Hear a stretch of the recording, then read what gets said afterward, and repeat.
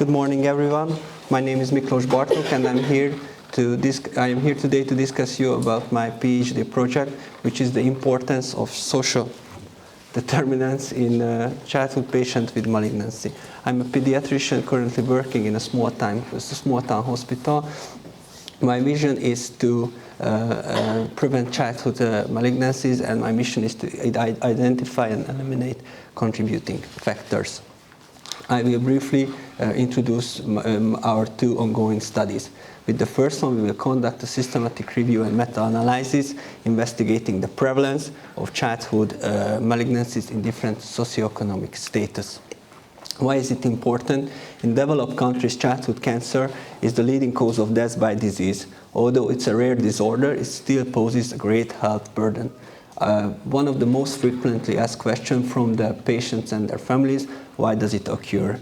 Unlike adult, childhood cancer is developed from de novo or so-called spontaneous mutations. We choose to investigate socioeconomic status because there is a well-adopted idea that population in high social class live longer and in better health than those who live in low social classes.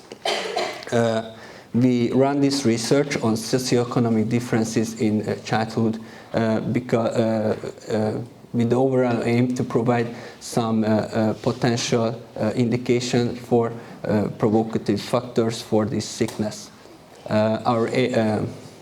We came up with the clinical question: what is the prevalence of childhood cancer in different socioeconomic status? We use the PEO framework. The population is children. The exposure one is individual level socioeconomic measures like income and education. The exposure two is ecological socioeconomic measures like human development index. And our analyzed outcome is the prevalence of childhood cancer. Our hypothesis is that the prevalence of childhood cancer is increased in high socioeconomic settings. Our systematic search contains 5 domains with around 28,000 hits, from which we have chosen 177 articles.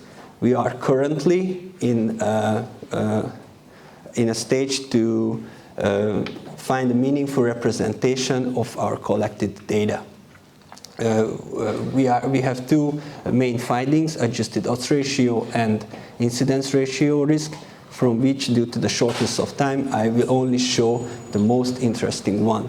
In these preliminary forest plots, we examine the association between maternal education and the prevalence of childhood central nervous system tumors. Maternal education have been demonstrated as a reliable measure of childhood socioeconomic status, and it's used widely in the literature as a measure of socioeconomic status. Our outcome parameter is adjusted odds ratio, which is a measure of association between an exposure and an outcome. It ranges from 0 to infinity. If the value is 1, it means that the 2 event is independent from each other. If the odds ratio is bigger than 1, it implies the presence of an exposure, an investigated exposure raises the odds of an analyzed outcome, and vice versa. Here you can see the heterogeneity is moderate, but the confidence interval is quite wide. We collected data from observational studies, case control, and cohort studies. Our finding is mathematically not significant, but as you can see, there is a visible tendency toward high socioeconomic status, which indicate that in high social class, central nervous system tumors are more likely to occur. The clinical relevance is hard to tell at present. As I mentioned earlier, it's a rare disorder, with the age standardized incidence rates ranging from 40 to 30 per million children aged 0 to 40 years. But this is more of a moral dilemma given the fact that we discussed about children's lives. Here we summarize our most important strengths and limitations. There is no gold standard indicator for socioeconomic status, but our data set was high quality from national registries. The adjustment was not united, but several well-established risk factors was included in the analysis. The education level of the mother was examined at the birth of the child. Therefore, we couldn't draw a conclusion in the later childhood of the socioeconomic status. Our overall conclusion is that there is some support for an association between socioeconomic status at birth and childhood central nervous system tumors. The clinical implication could be that in case of not specific clinical signs, extra caution is advised. The research implication is that further epidemiologic investigation should further investigate potential environmental carcinogen factors which may be present in high socioeconomic settings. Our second project is a protocol for a clinical trial with the title of Glutamine Effect on Oral Mucositis in Childhood Cancer Patients. This issue is, the significance of this issue is that 50% of childhood cancer patients experience at least one episode of oral mucositis during therapy. Anti-cancer therapy induced inflammation of the mucous membranes can cause several serious complications. The prophylactic effect of glutamine have been demonstrated previously, but the evidences are conflicting. Our overall aim is to investigate the benefit of glutamine on oral mucositis. We came up with the clinical question: can glutamine change the severity and/or occurrence of inflammation of the mucous membrane in the mouth or esophagus due to current chemotherapy? We use the PICO framework. Population is children receiving chemotherapy. The intervention group will receive standard oral care plus glutamine. The comparator is standard oral care plus placebo. And we will analyze the following outcomes: occurrence of oral mucositis, severity of oral mucositis on the oral mucositis assessment scale, safety and effectiveness. Our hypothesis is glutamine is an effective prophylactic agent. If our hypothesis proves to be true, it can decrease the healthcare cost and increase the quality of life of childhood cancer patients. Here you can see the eligibility criteria for the study. Patients without hepatic impairment receiving chemotherapy which have a high incidence rate of oral mucositis will be enrolled.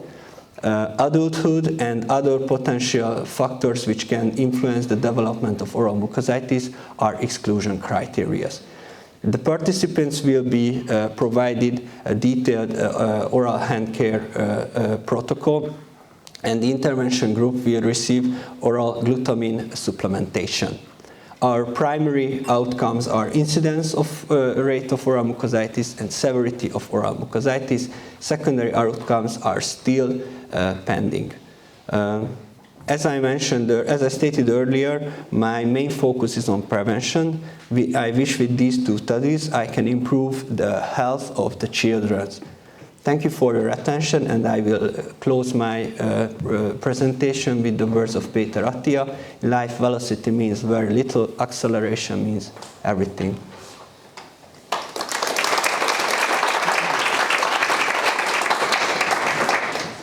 Thank you for your presentation. I would like to ask regarding your first study. What do you think? What are the environmental factors, what you mentioned, that they cause the higher prevalence of cancer? Thank you for your attention.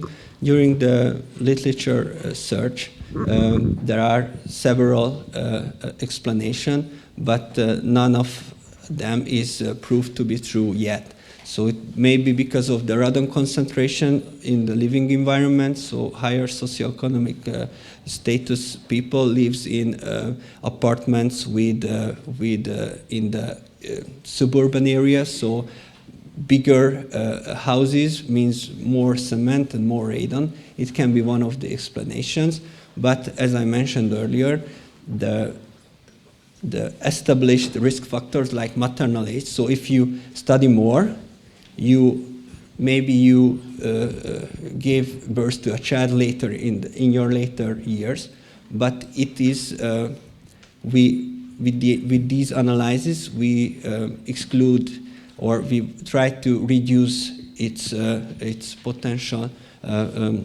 influence of the odds.